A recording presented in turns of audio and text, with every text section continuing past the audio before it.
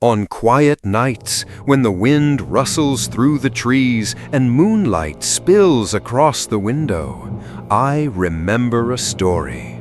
A tale I once heard before bed, back when my hands clutched a rectangular controller and the glow of a CRT was my campfire light.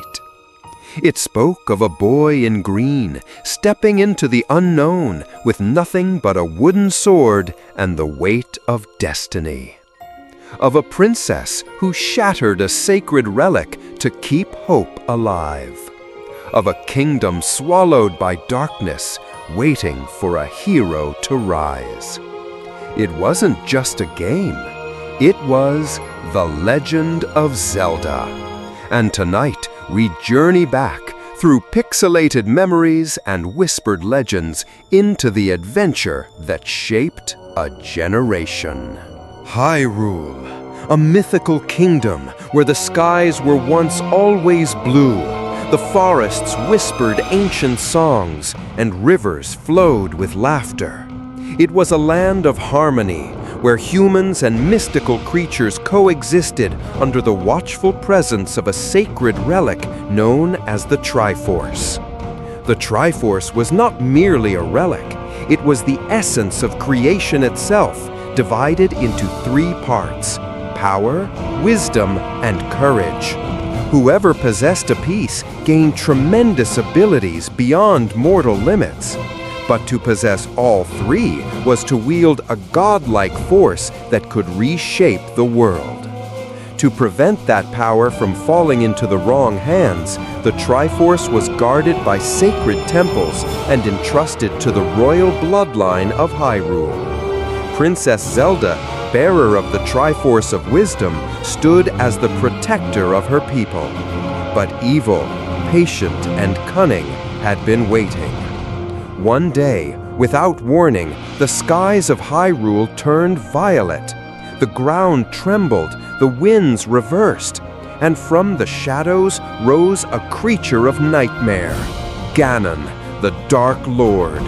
A demonic beast with burning red eyes and the body of a warthog, Ganon led an army of monsters forged from the abyss. That night, he attacked the temple and stole the Triforce of Power, plunging the kingdom into darkness. Monsters appeared on every road. Sacred lands were corrupted.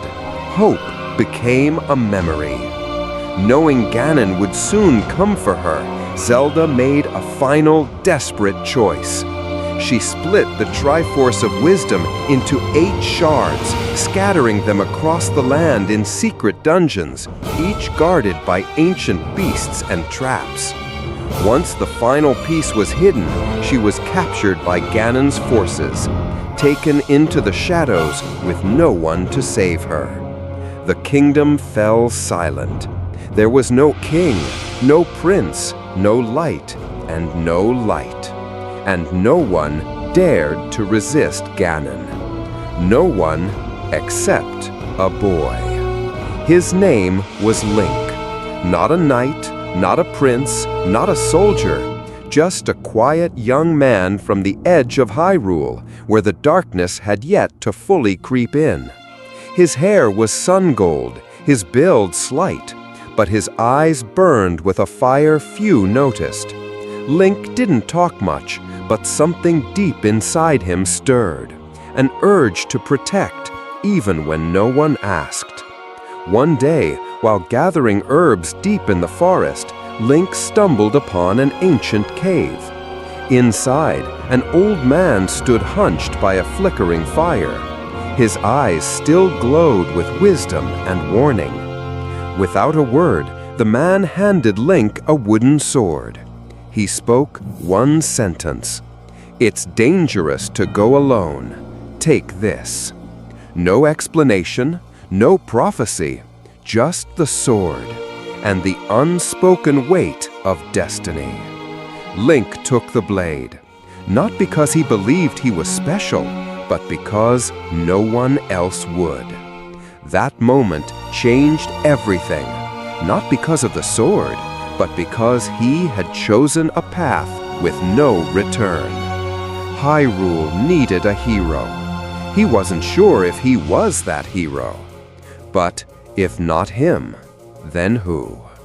That night, Link left his home behind. With a wooden sword, a small shield, and a torn map older than memory, he stepped into a land cursed by shadows.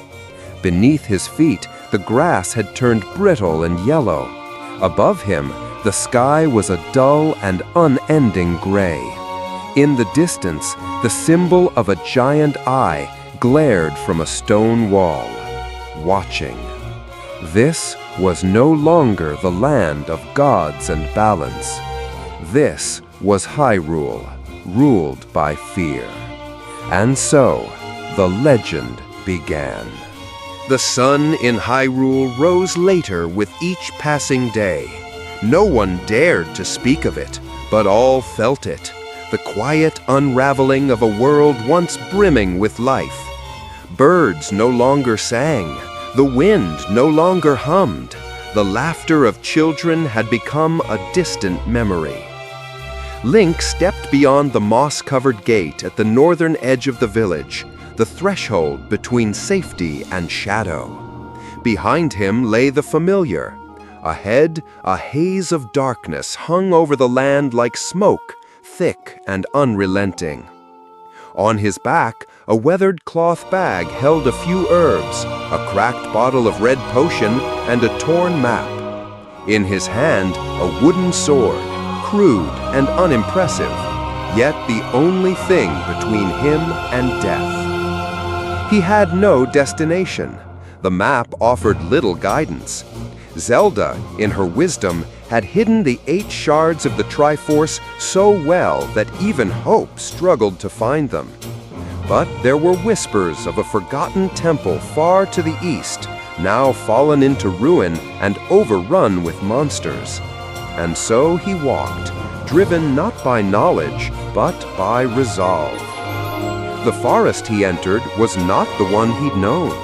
Trees grew twisted, their roots clawing through the earth like fingers. The canopy above writhed, as though whispering in an ancient, angry tongue.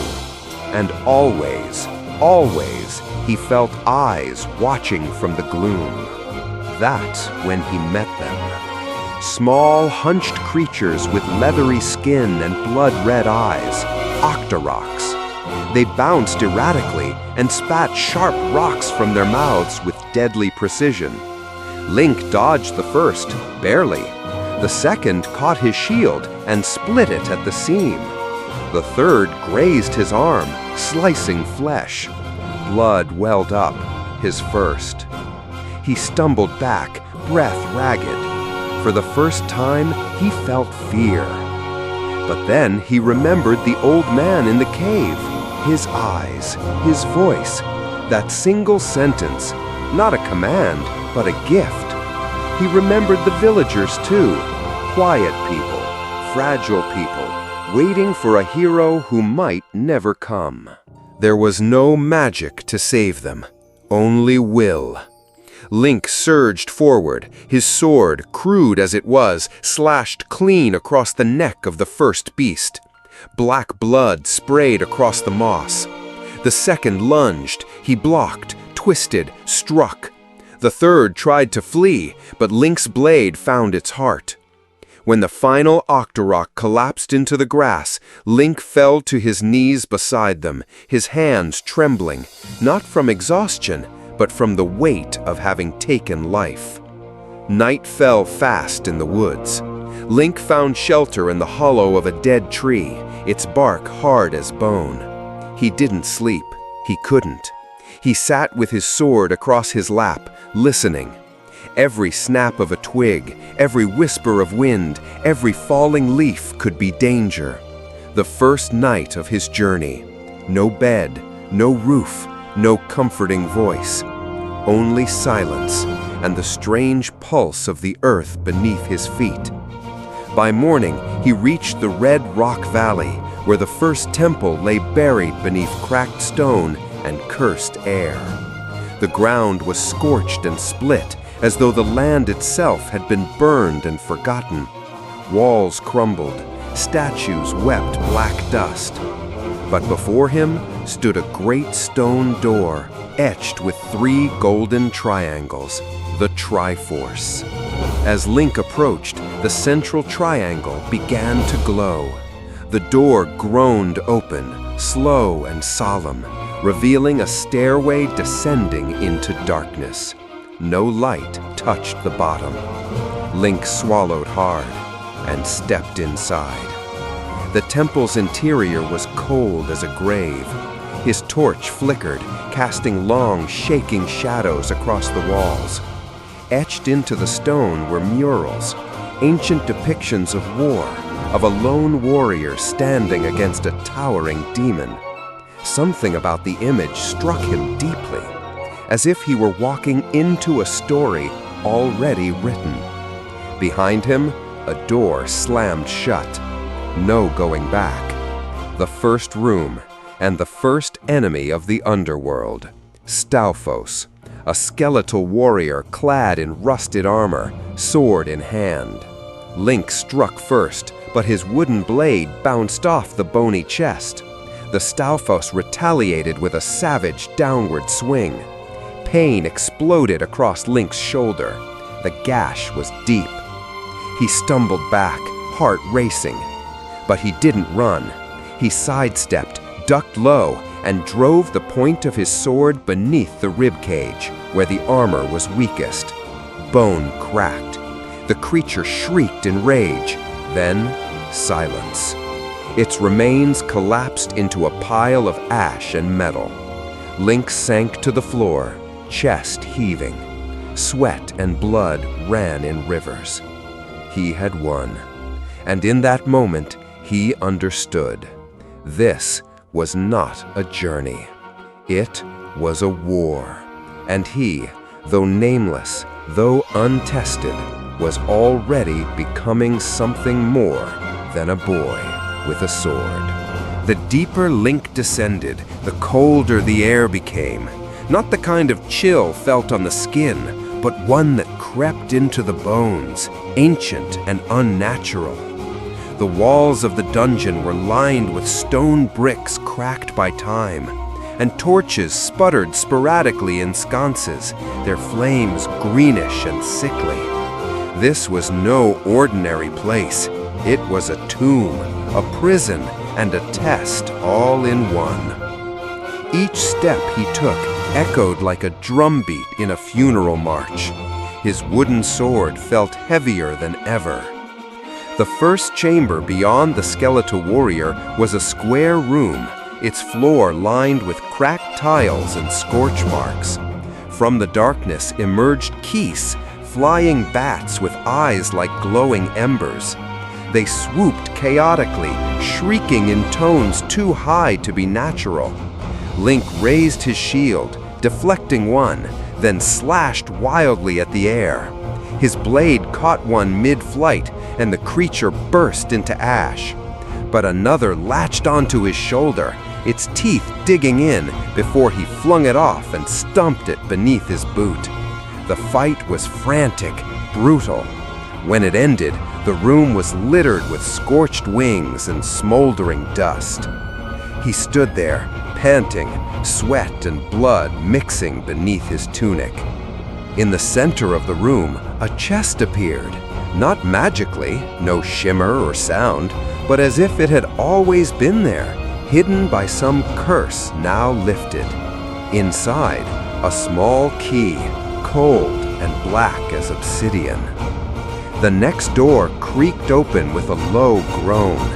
Beyond it, more rooms, more traps. Flames shot from statues shaped like serpents. Link had to duck, roll, and time his movements to get through. Pressure plates triggered spinning blades. Floors gave way into pits. And in one room, the door locked behind him as a pack of gels, jelly-like blobs, crawled toward him with surprising speed. Each swing of his sword was a fight to keep from being overwhelmed. In another chamber, he found a boomerang, crudely crafted but effective. With it, he could stun enemies from afar, giving him just enough of an edge to survive.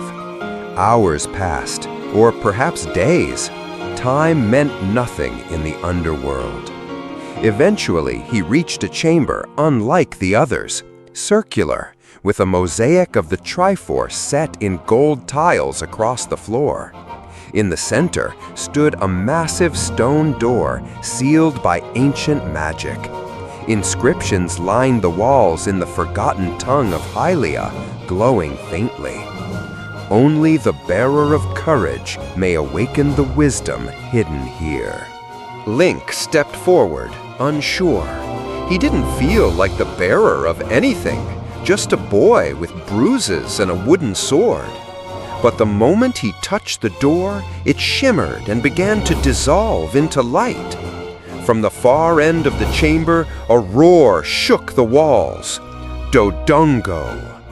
It lumbered into view, a massive lizard-like beast with a plated hide, eyes the color of fire, and a maw large enough to swallow a man whole. It bellowed, and the torches extinguished as if in fear.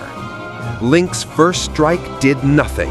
His sword clanged off the creature's armor, leaving not even a scratch. Dodongo charged. Link dived, barely avoiding being crushed beneath its bulk. It turned slowly, each step thunderous. He remembered the strange markings on the wall from earlier chambers, symbols that looked like bombs. Puzzled then, but now it clicked. From his bag, he drew a single bomb, found among the dungeon's ruins earlier. He lit it and waited, until Dodongo opened its mouth to roar again.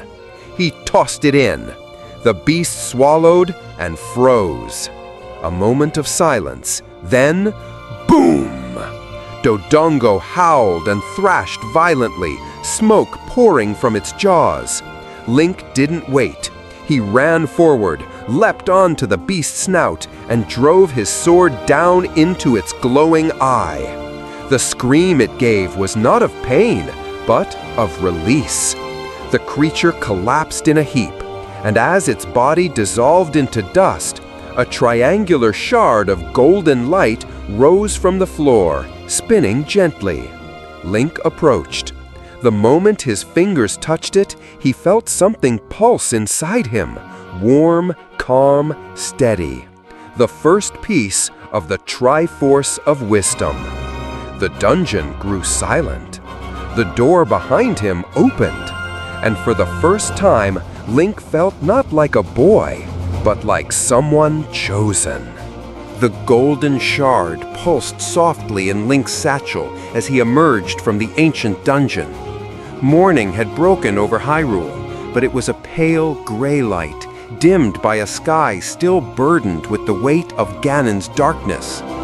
Yet something had changed. The trees no longer whispered with menace. The wind no longer bit at his skin. A faint warmth stirred in the breeze, as if the land had noticed. Link did not rest. He couldn't. The Triforce of Wisdom had 8 pieces, and only one now lay in his possession. The princess remained in captivity. The world still held its breath. He consulted his worn map, now marked with ash, blood, and time.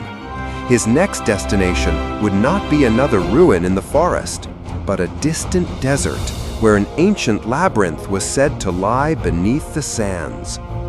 The journey took days. Link passed through burnt fields where only blackened scarecrows remained. He crossed rivers poisoned by shadow, their waters green and sluggish. He encountered travelers who spoke only in riddles, some helpful, some not. "Show no fear where the sand swallows light," one had said. "Take only the latter when the earth falls away," said another. He found the desert under a sky of copper.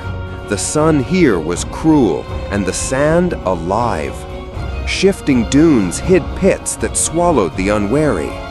Link trudged through the endless gold, his boots sinking, his eyes scanning for anything beyond the horizon. That's when they struck. From the sands burst lever, creatures like drills with eyes, spinning, lunging, burrowing. Link barely drew his blade in time.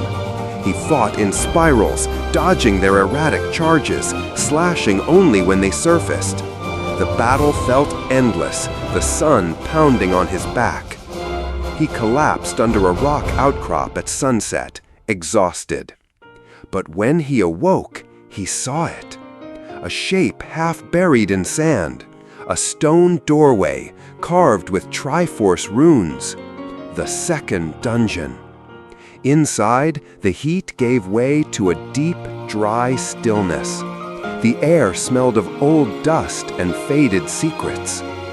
This labyrinth was not like the first. The walls were adorned with faded paintings of desert kings and beasts long extinct. The floor crumbled beneath him in places, revealing spikes and pits. Enemies grew stranger. Moldorm, a worm-like creature that split into smaller, faster forms when attacked.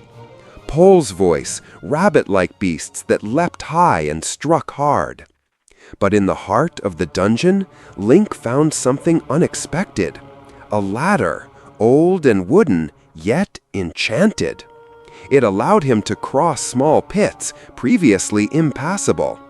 He returned to a sealed room he had passed before, and with the ladder, bridged the gap. On the other side, the second boss. A pair of lan mole, giant centipedes of sand and stone, moving as if the walls themselves had come alive. They spun in circles, lunging unpredictably, their heads the only vulnerable spot. Link was ready. He rolled, dodged, and struck. His sword found its mark. Once, twice. The third time, the final lan mole gave a terrible screech and collapsed into dust. Another shard of the Triforce, rose gold. Link took it. 2 pieces now, 6 remained. Weeks passed. Link crossed Lake Hylia, using a raft found in a dungeon by the water's edge. The lake was silent, haunted. Shadows passed beneath his boat, too large to be fish, too quiet to be safe. In the dungeon hidden on an island at its center, he fought creatures that disappeared into walls. Wizrobes, sorcerers of light and illusion. Their spells bent space. His shield deflected little. But Link found something better than steel. He found patterns. He learned the rhythm of their movement. He turned chaos into structure. And when the boss, Goma, a cyclopean crab with a single red eye, tried to crush him beneath its pincers, Link loosed an arrow directly into its gaze. The beast screeched, shattered, and faded. 3 shards. Next came the mountains, sharp and steaming, where lava flowed like rivers and the wind howled like wolves. There, in caves etched into the cliffs, Link found a magic wand that crackled with fire. He battled through floors of flame and walls that shifted when unobserved. He met an old woman who gave him a blue ring, armor of spirit that made his body glow faintly, harder to pierce. Each dungeon became more alive, more hateful, as if the darkness within knew who he was. In one, a manhandla, a monstrous plant with spinning jaws, nearly tore him apart. In another, he fought Digdogger, a beast immune to all harm, until Link found and used a flute, the melody of which weakened it enough for a final strike. With each shard, his body ached more, his eyes grew wearier, but something in his heart burned brighter. After the 6th shard, Link returned to a place high above the forest, where an old wise man waited. 6 pieces now, the man said, not surprised. You walk the path of the ancients, boy. But beware, Ganon is watching, and he fears you now. "Then he should," Link answered quietly. The 7th dungeon was hidden within a graveyard, beneath a stone carved with the symbol of a wolf. Link entered, faced the dead. Gibdos, mummies that refused to fall. Red wizrobes that laughed as they vanished. Like-likes that devoured shields in an instant. But none of it stopped him. When he emerged, his sword was chipped, his clothes torn, but he held the 7th shard. Only one remained. And it lay in the Maze of the Lost, a dungeon that rearranged itself. Link entered, and the walls shifted. Doors led nowhere. Rooms repeated. He kept a journal, mapped the madness. He discovered that movement in a specific order, north, west, south, west, would unlock the path. And it did. The final guardian waited. Aquamentus, a 3-horned dragon that spewed waves of fire. Link faced it without fear. His arrows flew true. And when the beast fell, the final shard of the Triforce of Wisdom lifted into the air. He took it. 8 pieces. The light that burst forth nearly blinded him. It swirled into the shape of a complete Triforce segment. And when it settled, he felt its power. Not corruptive, but guiding. Like the voice of Zelda, faint and distant. "Come to me, Link. Come to the mountain. Death waits, but so does hope." And so, he turned to the final trial. Death Mountain. The winds at Death Mountain were not like any wind in Hyrule. They howled with the voices of the forgotten. They carried no scent, no breeze, only a dry, lifeless pressure, as if the mountain itself was watching. Link stood at the base of the cliff, the fully restored Triforce of Wisdom pulsing gently in his satchel. His boots sank into black ash. Above him rose jagged peaks crowned with smoke and thunder. Red cracks glowed faintly along the rock face like veins. Somewhere within that volcanic maze waited Ganon and Zelda.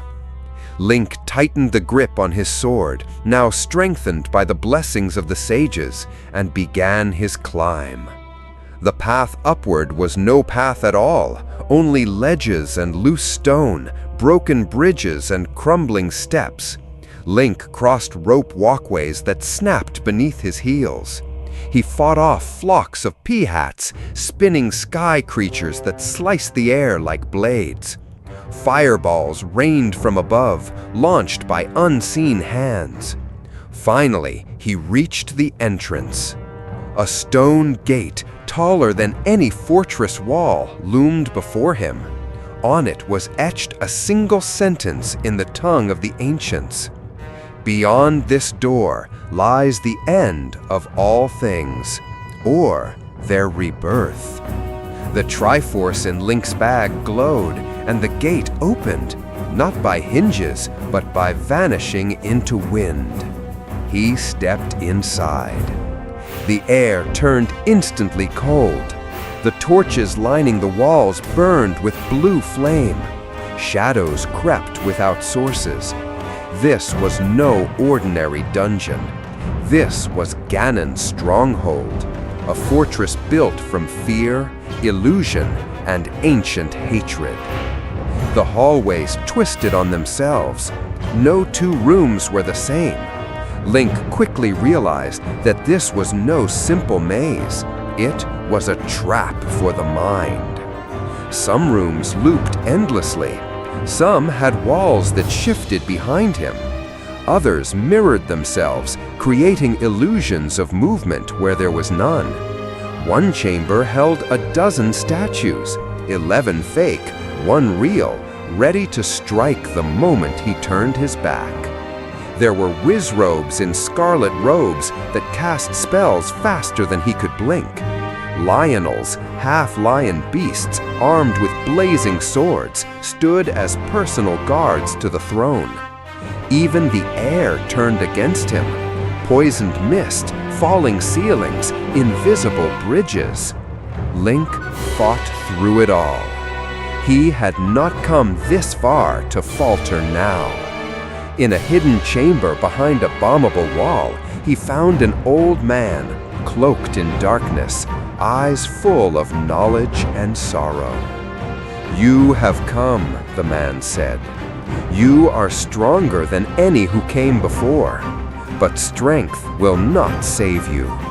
Ganon cannot be slain by sword alone."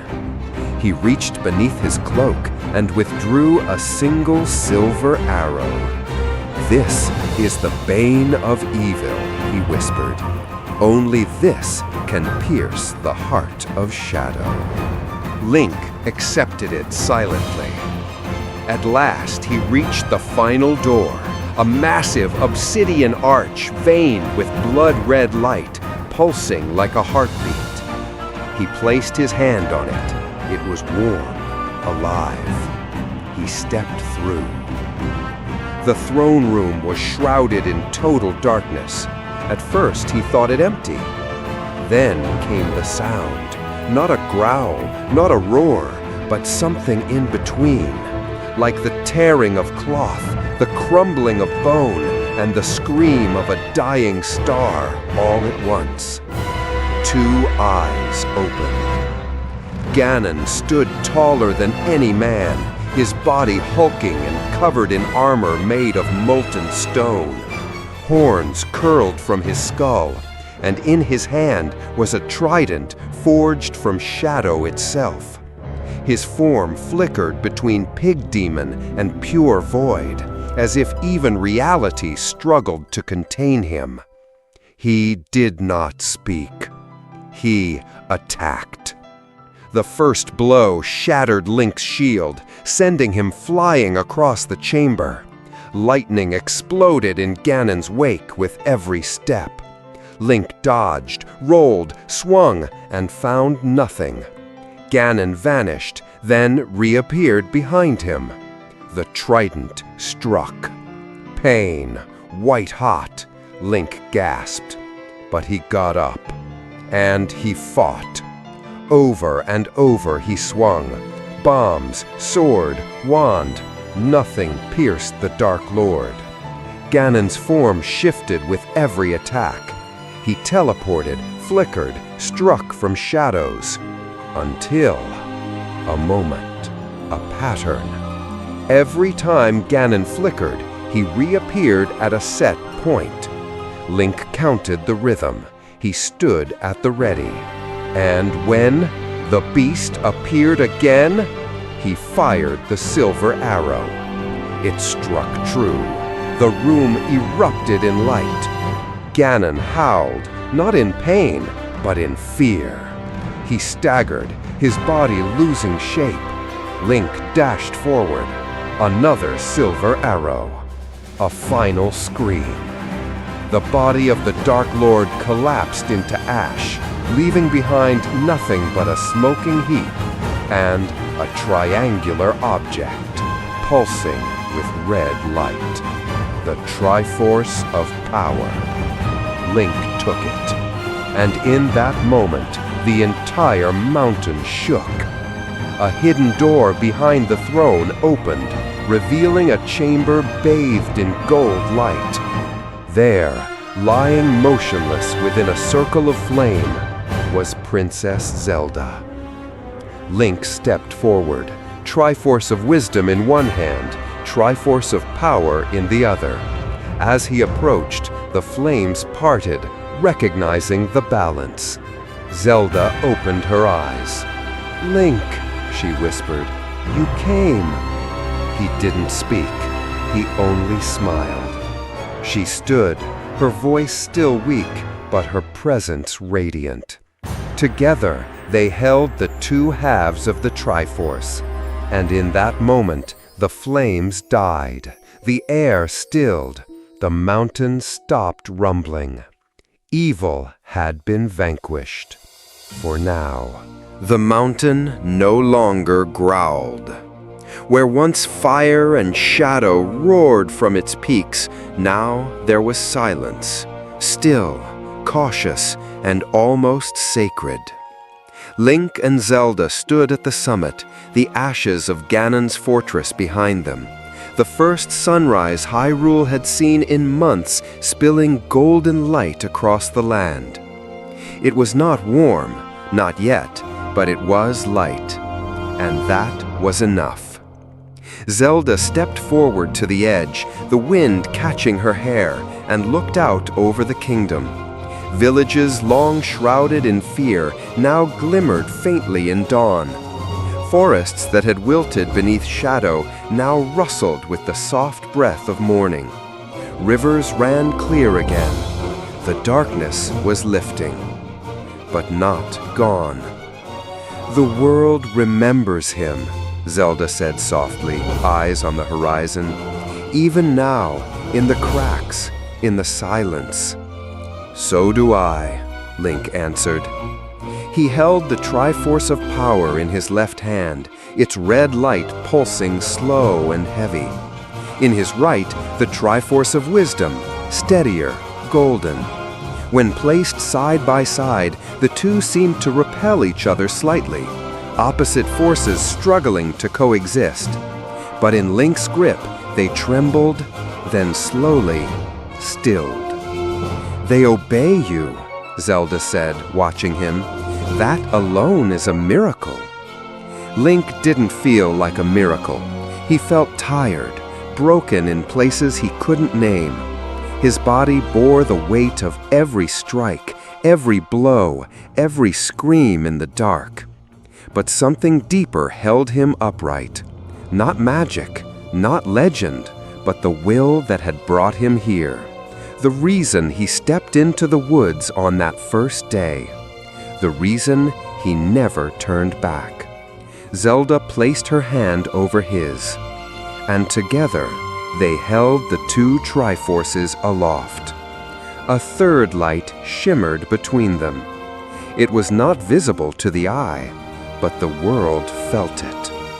The Triforce of Courage, long dormant, hidden within Link himself, now awakened, completing the sacred triangle. The Triforce was whole again, and so the balance returned. The descent from Death Mountain was not marked by danger, but by silence. A peace that didn't quite trust itself yet. Creatures of shadow fled at the pair's approach. Wizrobes vanished in fear. Gibdos retreated into tombs. Even the skies seemed to part for their steps.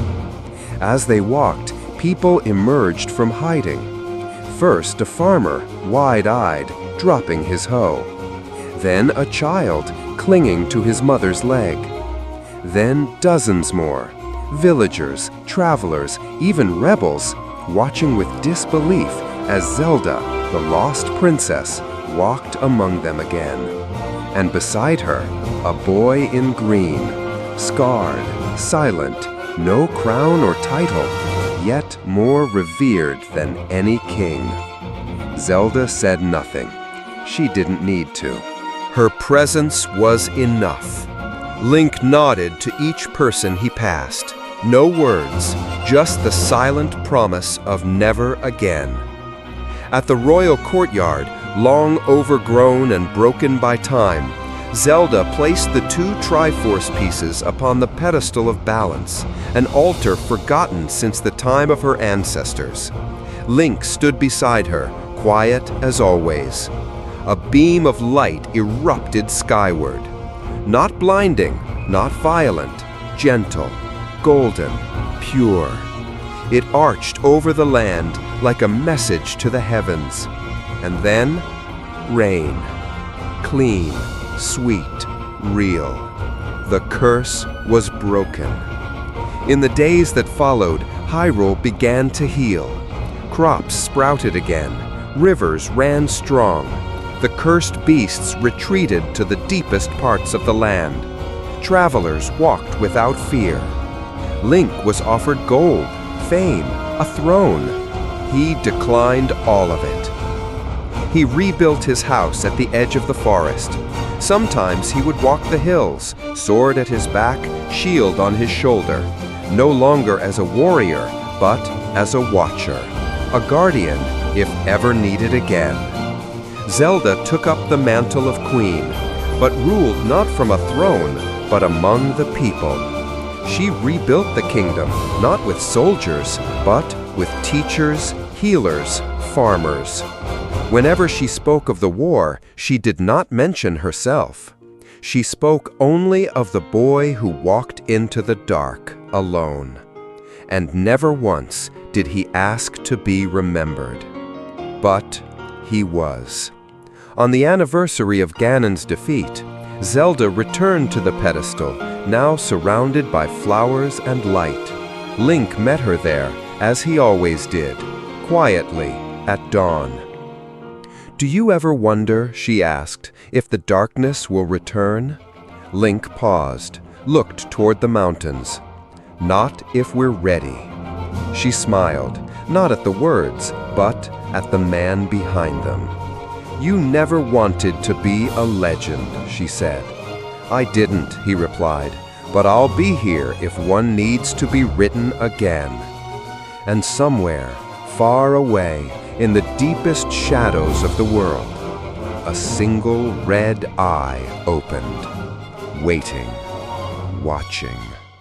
But for now, Hyrule stood in light, and the legend lived on. The tale of the boy in green did not end when the darkness fled. It lived on, in whispers, in dreams, in stories told beside fires and etched onto temple walls. Children who had never seen Ganon's shadow still played with wooden swords, calling themselves Link. And when thunder rolled across Death Mountain, even the bravest elders would glance east, just for a moment, as if expecting to see a green figure standing there, watching the sky.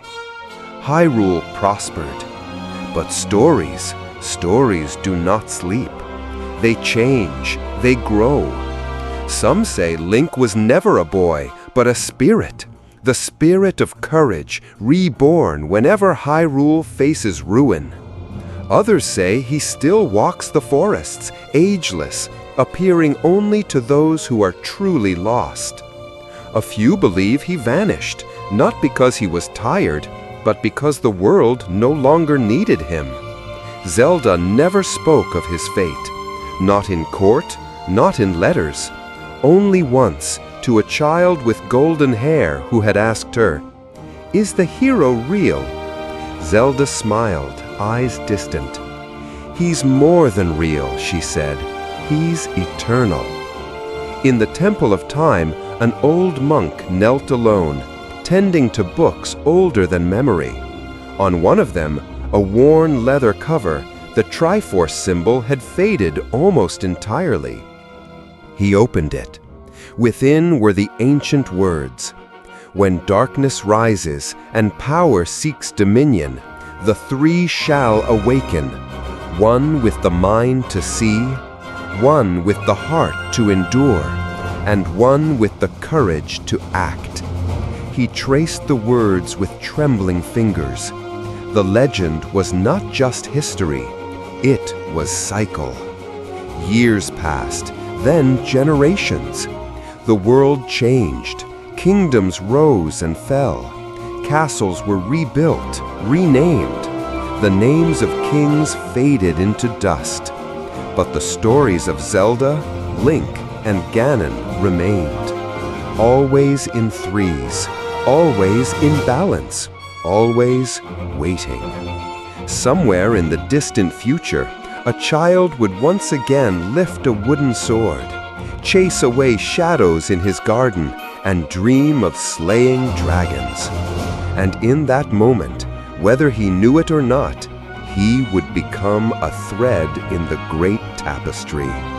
Because heroes never truly vanish. They become the voices in our hearts, the courage in our hands. And when evil rises again, so too will the Legend of Zelda. The end.